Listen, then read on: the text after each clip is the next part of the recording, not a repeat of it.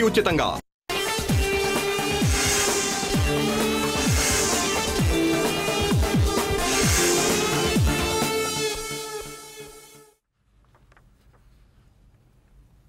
Good morning. Century ply సమర్పిస్తున్న business breakfast షోకి స్వాగతం. ఏషియన్ మార్కెట్స్లో ఈ ఉదయం ఒక mixed trend, most of the markets పాజిటివ్గా కనిపిస్తున్నాయి. బట్ ఒకటి ఇండిసెస్ లైక్ షాంఘై లాంటి ఇండెక్స్లు మాత్రం స్వల్పంగా నష్టాలతో ఉన్నాయి. లాస్ట్ నైట్ యుఎస్ మార్కెట్స్లో డౌ జోన్స్ మరొక రికార్డ్ హై దగ్గర క్లోజ్ అయింది.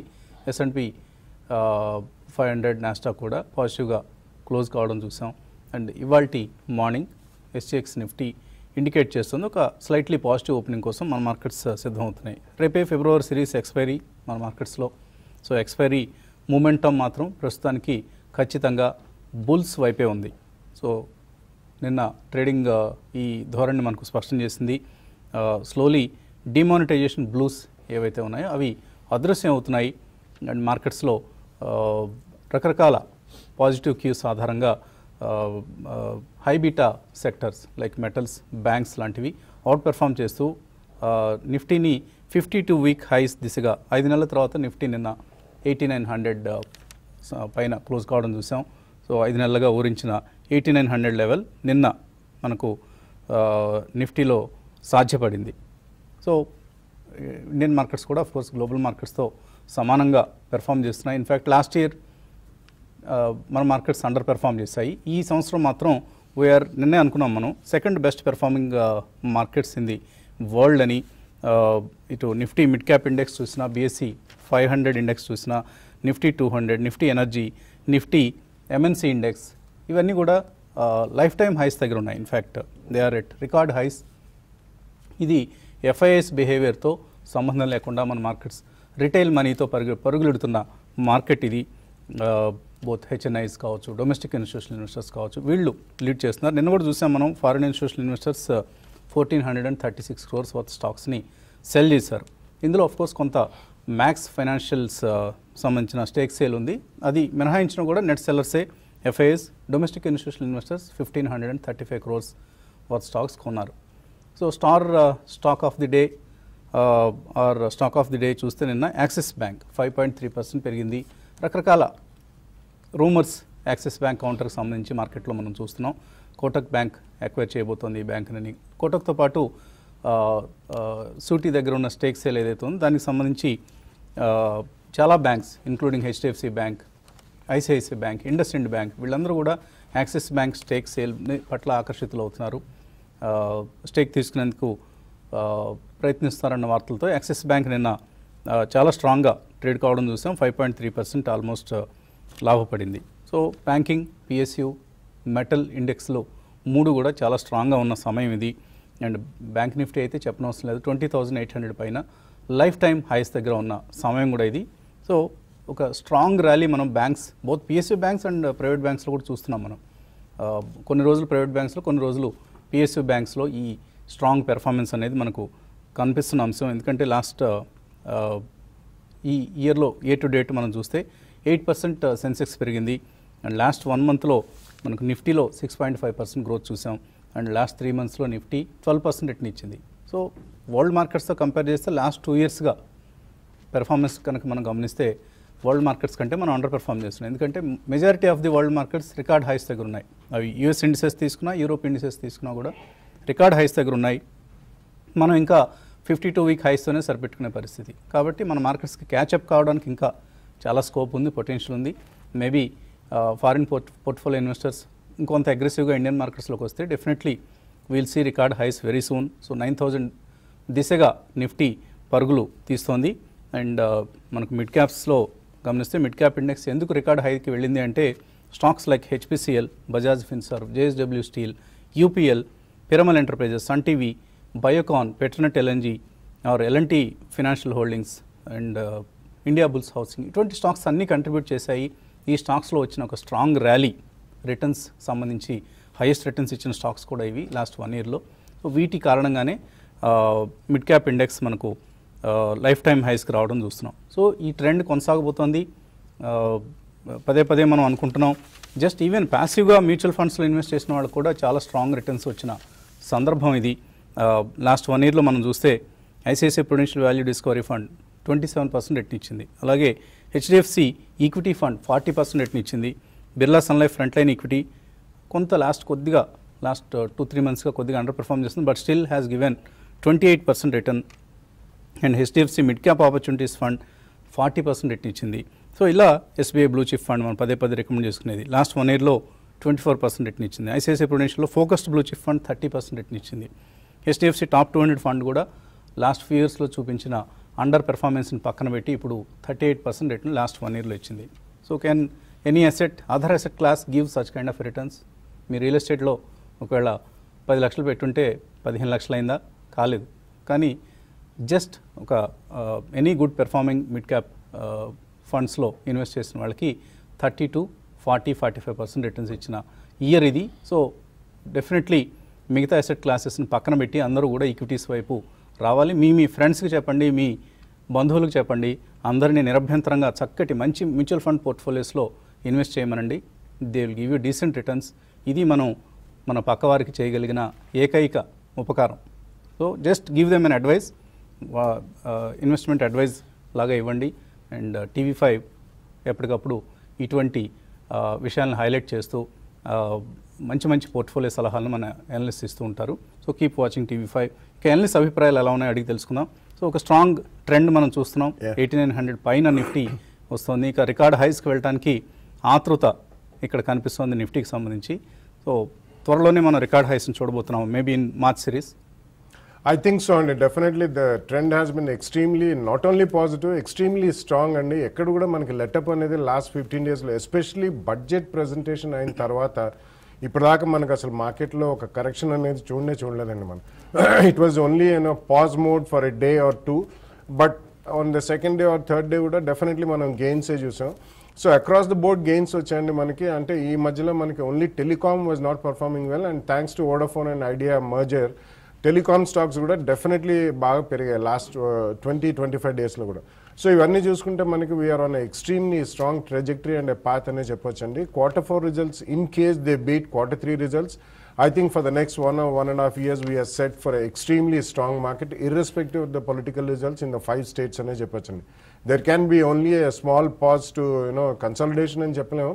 There can be a minor correction to a pause and but post election results March 11th and tarvata definitely meer annattu 31st March lopala I think we can see the absolute new highs which we have hit probably a year or year and a half back.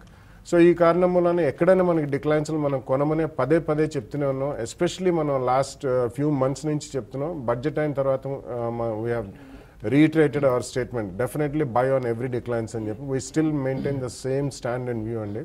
But కొన్ని sectors they are really seeing multi year growth చూసే sectors మాత్రం definitely we should not miss in our portfolio అండి.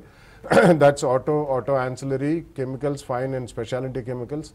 Textiles is going to be an extremely interesting space for the next 3 to 5 years in Gatanlo Japan, because the figures that are being quoted by major consultancy companies for the next 5 to 10 years are humongous. Ante ikkadi nunchi almost 3 times perugutundi entire textile industry ani cheppi. So ee karanam valana from $40 billion it will almost close to about $110 to $120 billion ku velle avakasam undi. Definitely I think one should participate in this rally and or in this boom, not only one rally for the next 1 or 2 years. ఎక్కడైనా కానీ మనకి చిన్న corrections వచ్చినప్పుడు కూడా మార్కెట్లో definitely one should load fully with stocks అనే చెప్తాను. Apart from there regular other investments మీరు ఇప్పుడు మెన్షన్ చేసినట్టు, if you have seen the performance of some of the funds, గతంలో లగాడ్గా ఉన్న ఫండ్స్ కూడా they have done exceptionally well. So please participate in the market. Every decline calls for extremely strong back.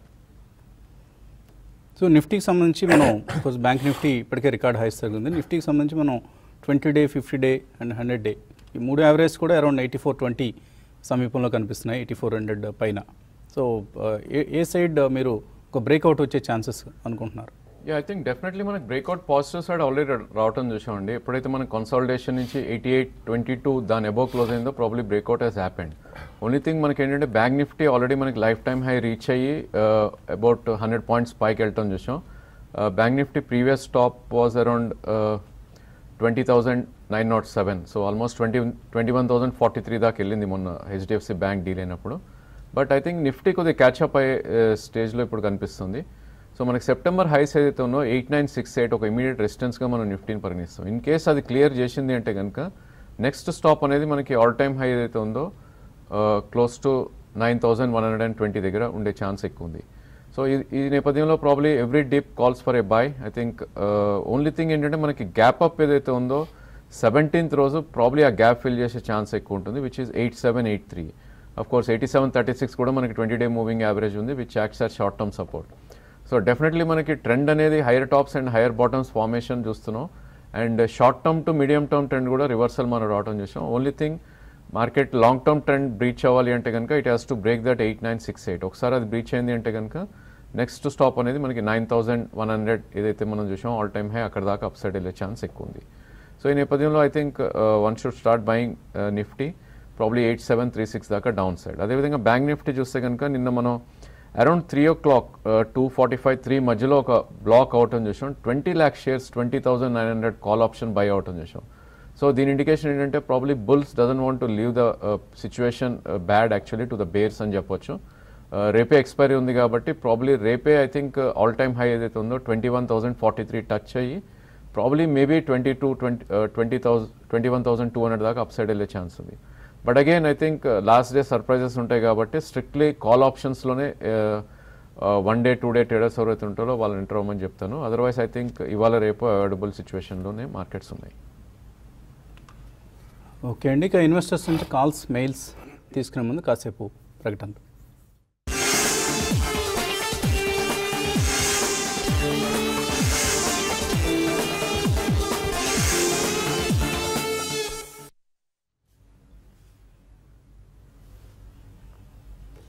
Century ply సమర్పిస్తున్న business breakfast షోకి స్వాగతం. Callers line లో ఉన్నారు. మొదటి కాలర్ వినయ్ హైదరాబాద్ నుంచి. Hello sir, good morning sir. Morning అండి, అడగండి Vinay. Sir నా దగ్గర మార్క్స్ అండ్ ఫార్మా ఉంది సార్, నేను దాన్ని 38 దగ్గర ఉన్నాను. దాన్ని ఇప్పుడు ఏమన్నా ఇప్పుడు ప్రాఫిట్ గెయిన్ కోసం ఉంచుకోవాలా లేకపోతే సెల్ చేసి ప్రాఫిట్ గెయిన్ చేసుకోవాలని అడుగుదాం అనుకుంటున్నాను. ఎట్లా ఏదైనా ఇన్సైడ్ ఇన్ఫర్మేషన్ వచ్చిందా మీకు మార్క్స్ ఫార్మా? అవును సార్. వచ్చిందా? అర్థం కాలేదు సార్ నాకు. అంటే మా ఇన్ఫర్మేషన్ ఏదైనా ఉండి కొన్నారా లేకపోతే జస్ట్ లైక్ దట్ కొనేసారా మార్క్స్ ఫార్మా? అంటే జస్ట్ లైక్ అంతకుముందు నా దగ్గర ఉండే సార్, కాకపోతే నా దాన్ని లాస్ట్ లో సెల్ చేసుకున్నాను. తర్వాత మళ్ళీ 38 దగ్గర తీసుకున్నాను, 1000 స్టాక్ తీసుకున్నాను. ప్రెసెంట్ ఇప్పుడు 50 దగ్గర ట్రేడ్ అవుతుంది కదా, దాన్ని ఇప్పుడు సెల్ చేసి ప్రాఫిట్ తీసుకోవాలా లేకపోతే ఇంకొంచెం వెయిట్ చేయాలని. గుడ్, మంచి లాభం వచ్చింది మీకు. Congrats for that.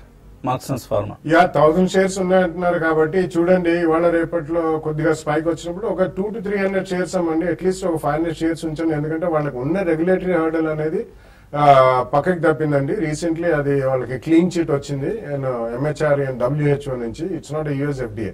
సో ఈ కారణం వల్లనే అది పడ్డది. సో లోలో మంచి ప్రైస్ లోనే కొన్నది.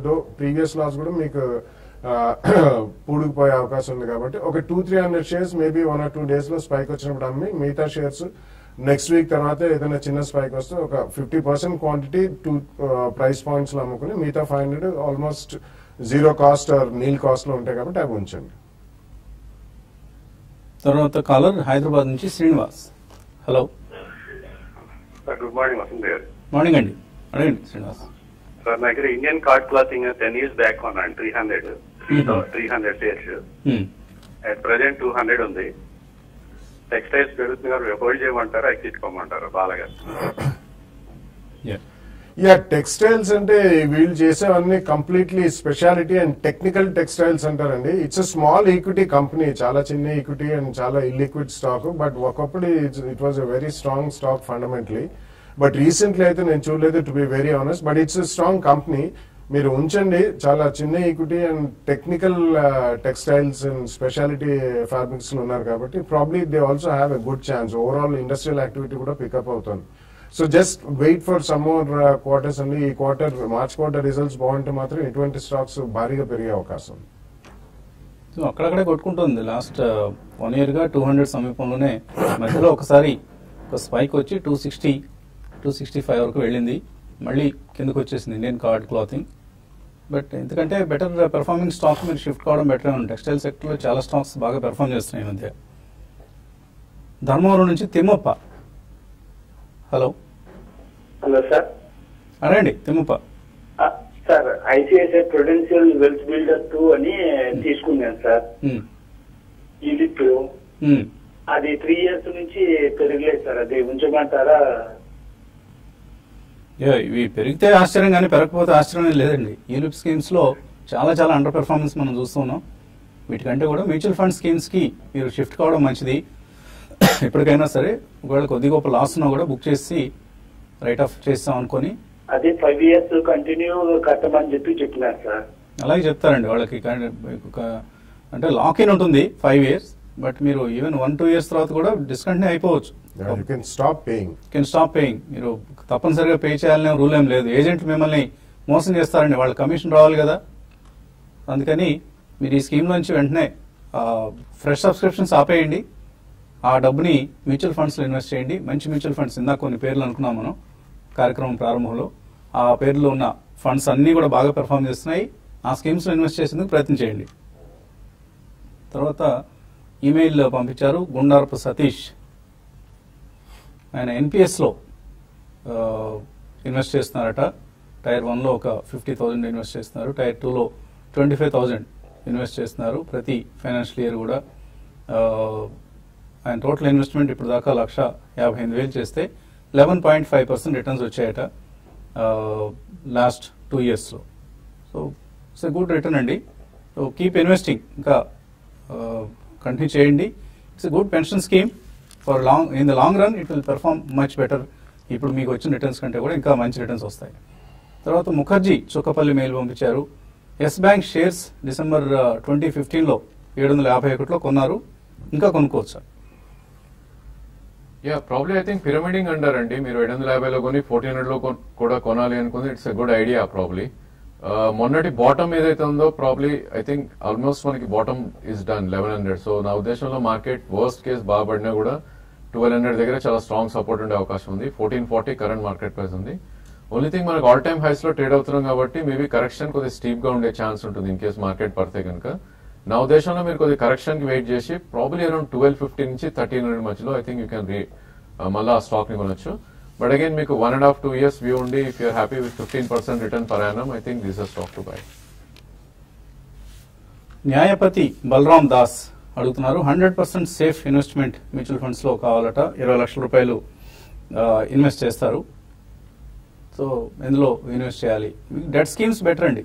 మీరు 100% సేఫ్గా ఉండాలి, ఎప్పుడు నాకు నష్టం ఉండకూడదు నా పోర్ట్ఫోలియోకి అని అనుకుంటే invest in some of the debt schemes offered by mutual funds. They are also giving 11-12% annualised returns. Equity ఫండ్స్లో సమ్ టైమ్స్ మార్కెట్స్ బాగా పెర్ఫామ్ చేయని టైంలో మీకు నష్టం వచ్చినట్లుగా కనిపిస్తుంటుంది. కాబట్టి ఆ రిస్క్ని మీరు బేర్ చేయలేను అనుకుంటే go for some debt mutual funds. అట్లా సైకిల్స్ ఏ రేట్లో కొనుక్కోవాలి? రత్నం అడుగుతున్నారు. ప్రాబ్లీ మీకు ఫ్రెష్ ఎంట్రీ అయితే కనుక this should be the first price point అండి. ఎందుకంటే ఈ స్టాక్ మనం చూస్తే కనుక 695 నుంచి క్లోజ్ టు 400 దాకా పడుతుంది చూసాం. మేబీ 414 కరెంట్ మార్కెట్ ప్రైస్ ఉంది. ట్రేడ్ టు ట్రేడ్ లో ఉన్న స్టాక్ ఇది. In case trade to trade లోంచి జరిగిపోయింది అంటే కనుక మేబీ కొద్దిగా యాక్షన్ ఎక్కువ ఉండే ఛాన్స్ ఉంది. బట్ ట్రేడ్ టు ట్రేడ్ లో ఉన్నంత కాలం కొద్దిగా సబ్డ్యూడ్ ఉంటుంది. నా ఉద్దేశంలో 2 or 3 ప్రైస్ పాయింట్స్ లో 414 కరెంట్ మార్కెట్ ప్రైస్ ఉంది. మొన్నటి లో 380 కట్ అవుతే కనుక 360 దాకా డౌన్ వచ్చే ఛాన్స్ ఉంది. సో 50 రూపీస్ డిప్స్ వరకు I think 2 or 3 price points లో అక్యుములేట్ చేయొచ్చు. చంద్రశేఖర్ అడుగుతున్నారు నాగార్జున ఫెర్టిలైజర్స్ లాంగ్ టర్మ్ కోసం కొనుక్కోవాలనుకుంటున్నారు, కొనొచ్చా? నాట్ ఎ గుడ్ ఐడియా అండి. ఎందుకంటే Nagarjuna fertilizers as a stock and as a management it has never given any share holders return. Recently అది మళ్ళీ రీలిస్ట్ అయింది. But I don't think that's a good space to be or a good company to invest in. ఎందుకంటే there are a lot of governance issues still with the management and profitability is a far fetched idea. So ఆ కారణం వలన fertilizer stocks వేరేవి recent times లో exceptionally good performance మనం చూసామండి. So I think go with strong companies like Coromandel, Zuari, Chambal, ఇటువంటివి అన్ని కూడా they done extremely well. So అటువంటి డిక్లైన్స్ లో ఏమైనా జిఎస్ఎఫ్సి ఇటువంటి స్టాక్స్ పర్ఫార్మ్ చేస్తున్నాయి కాబట్టి go for them. Nagarjuna fertilizers ఎట్టి పరిస్థితుల్లో ఇటువంటి కంపెనీల జోలికి వెళ్ళదండి.